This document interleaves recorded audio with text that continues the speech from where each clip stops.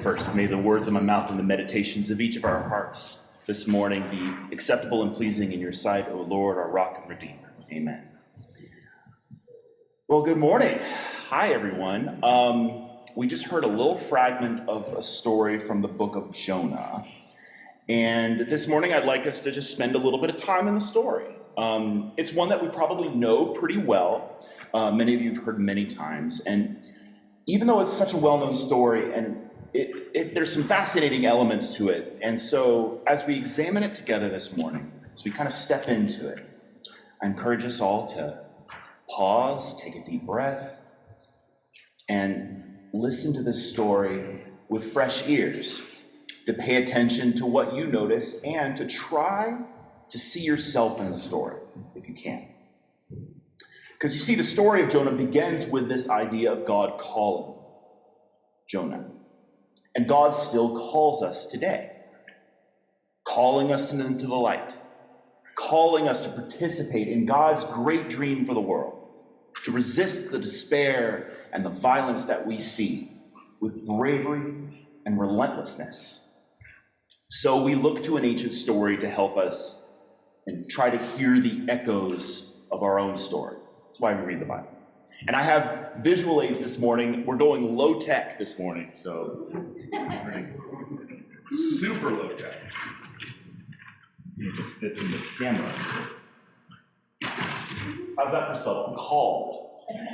And there's your, gosh, that would have been bad. Okay, you can kind of sort of see, at least on the screen, you'll get an idea of what we're doing, even though it's a little small.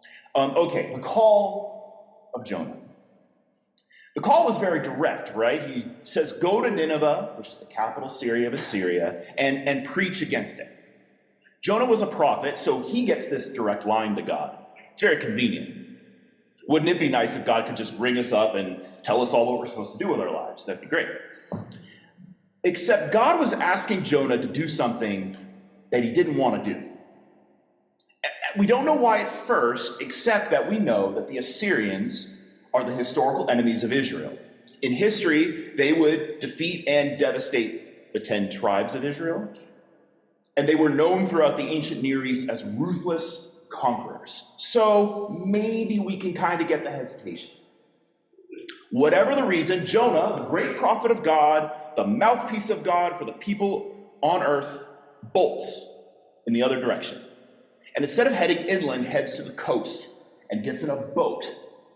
The Bible text says that Jonah was fleeing from the presence of the Lord, which is kind of a wild idea, and yet something we might relate to from time to time. In Hebrew, it actually literally says running away from the face of the Lord, which I can kind of get that as a parent. You know those moments when your son is not wanting to look at you straight in the eye, he's not wanting to do his homework, he's kind of afraid of my face, right? So he sees, I'm going to get your work done. So he's fleeing from the presence, from the face of God. But Jonah finds out the hard way that it doesn't quite work that way with God. Great storm comes upon the ship, bad enough that these well-seasoned mariners grew up on ships probably. They're on the boat with him. They're freaking out. So you know it's a serious storm. The storm is so bad that they can only begin to explain it by assuming that somebody must have made their God mad. So they do the ancient equivalent of rolling dice to try and figure out who God was mad with, believing that the angry God would reveal themselves through it. And the dice said, Jonah did it. Uh-oh. And then this gets Jonah to fess up, and he says, yeah, well, and they're asked, what God do you serve? He's like, actually, the God I serve is the one true God who made everything. Yeah, I made that God mad. And they've got to be thinking, yeah, that's the God you made mad? Why couldn't it have been the God of parties or wildflowers or bad hair days or something? But Jonah admits, yeah, it's my fault. I did it. So throw me off the boat, and you all will be spared. And the mariners weren't too keen on committing murder of a prophet of this one true God who seems pretty powerful, but with them stuck, and Jonah insisting, they do it, and they do it, and suddenly everything becomes still. And then you guys all know what happens next. Jonah becomes a snack for a humongous fish. The text technically says fish. We often say whale. That makes sense sentence-wise. I'm guessing the writers of Jonah didn't have, modern animal classification class, so whatever. The point is, somehow, some way, Jonah lives in the belly of a big sea creature for 3 days and 3 nights. And while he's there, Jonah sits and prays to God and waits. And eventually, he gets upchucked, to put it mildly, back onto the shore from whence he came. And God says, all right, let's try this again. Calls him again, go to Nineveh. And this time he goes the right way. And who knows what scared the Ninevites more, the fact that Jonah probably smelled like fish breath, or the fact that the God of the universe was warning them of their destruction. Whatever it was, miraculously, they listened. They actually listened. Not only that, but they went into mourning. Even the king went into mourning. They stopped eating food and drinking water. Even the animals had to fast. Have you ever seen a group of goats in mourning? I've never seen this. It would be really interesting to see. So there's sackcloth, right? And most importantly, the king tells all the people that they have to turn away from their ways of violence and evil. And so then, as we already read in the story, God relented. No destruction, God listened. God reversed course. Or did he? Did God? Because here's the real twist. As the story goes on to say, Jonah was actually peeved. Not by the storm or getting up close and personal with a whale diet, but by the fact that God showed mercy to the Ninevites. But was that not the plan all along? Because Jonah figured it out. The whole reason that he ran in the first place is because he smelled a rat. I knew you were a gracious and merciful God, slow to anger and abounding in steadfast love. You jerk. I knew you were going to show mercy to those jerks who had it out for me and my people and a bunch of other nations too while they were at it. They don't deserve it. And then Jonah literally says, God, could you just take me out now? I'd rather die than live. And God's like, drama. So Jonah is the prophet, the mouth of God, who knows God's heart intimately well, knows that God is not vengeful or angry like many of the other ancient gods were portrayed. And it's precisely because he knows God so well that he's mad, because he wants blood. Meanwhile, it's the Assyrians who don't know God at all, who are afraid that God might be vengeful, so they get their act together and actually put an end to their violent ways, and so they're the ones who end up doing what God wanted at the end of the story. Isn't that something? Kind of a neat look. This is like a comedy, really. So Jonah goes up to sit on a hill to watch the city. I don't know, maybe he hoped that God would change course again or something, but he sits up there at the top of a hill, and God decides to teach Jonah a lesson. Jonah's sitting there baking in the sun. He must have left his SPF 50 in the belly of the whale or something. And so God grows a vine or a bush or some plant over his head to give him shade. And Jonah thinks, cool vine. Next day, God sends a worm. The worm's hungry, worm eats vine gone. Jonah goes back into drama mode. I'd rather die than live. And God's like, you care about this plant. It's a plant. You loved it because it benefited you. It helped you.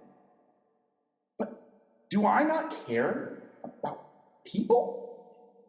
Doesn't this city, even the animals in it, matter more than this plant?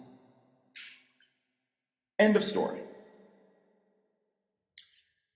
It's not a story that we're meant to question so deeply in regards to whether or not it actually happened. It's very clearly meant to be a teaching story. And a comedic one at that. It's far more about Jonah and Jonah's reactions than it is about the Assyrians. And as we sit here and we laugh and we shake our head at silly Jonah, we're asked to look at ourselves, we who worship the God who is still speaking. who still calls us to do hard things. Sometimes we don't want to do them. To move beyond our comfort zones, to take risks in our relationships and the stands that we take. Who still cares about those people that we're not too fond of, whoever they might be. In our story, did you see yourself at all? Maybe at different times in our lives, at different points. I noticed 4 different Jonahs. Hence the title in here. Maybe one of these sound familiar. Yeah. So the first one is Jonah the resistor. Right? It's a boat in case you can't see. God calls and Jonah flees. For those of us who might struggle with self-confidence, maybe this is us right now. Like, I can't actually do that, God. I've never done anything like that before. Resistance shows up in any number of excuses we might make. I'm too old. I'm too young. I'm too busy. I'm too stressed out to take on that new challenge. Excuse me, God, I'm not sure I heard you there. Maybe say it in my good ear this time. Whatever it might be. Next, we have Jonah the waiter, not the food server, but the person who waits, the waiter. You get it? Yeah, okay. All right. Jonah is sitting in the belly of a whale, waiting, praying, hoping for something different. Hoping that God hears him and hasn't forgotten him. But how can he be sure? Maybe you're in between right now. In between your calls, transitioning into a new phase in your life. Feeling a little restless, but not sure where to go. Feeling distressed about the state of the world, but feeling frozen about how to respond to it all. Third, we have Jonah the reluctant, but he still goes. You really can't see that in the thing, but it's a city. Jonah is doing the thing. He goes to Nineveh and preaches, even if he didn't want to do it. Maybe you're in the middle of pursuing a dream and finding that it's not all it was cracked up to be. Or that the road has been a lot longer and bumpier than you imagined. Maybe you're thinking about giving up or getting out. Or maybe you're following a path that you were resistant to at first, but now that you're in it, you're finding joy and purpose in it that you never expected. That'd be good. Finally, we have Jonah the arbiter. And it looks like an orange. It's not supposed to be an orange. It's just an angry face, pouty face under a vine. Yeah, you get the idea. I work with kids. Bear with me. All right. Yeah, it just looks like it's an orange hanging from the vine, but whatever. The self-proclaimed judge and jury of the world sometimes. You know, Jonah sits on his little mountain and scowls at Nineveh, declaring them unfit for God's mercy, right? And we can't really blame him, given the fact that the Assyrian people's reputation was not unwarranted. Let's be fair. But none of us can truly know the hearts of others. And we can never lose sight of the fact that all creation belongs to God, whether we like it or not. And so we might block ourselves off sometimes from God's call. We might be a little bitter.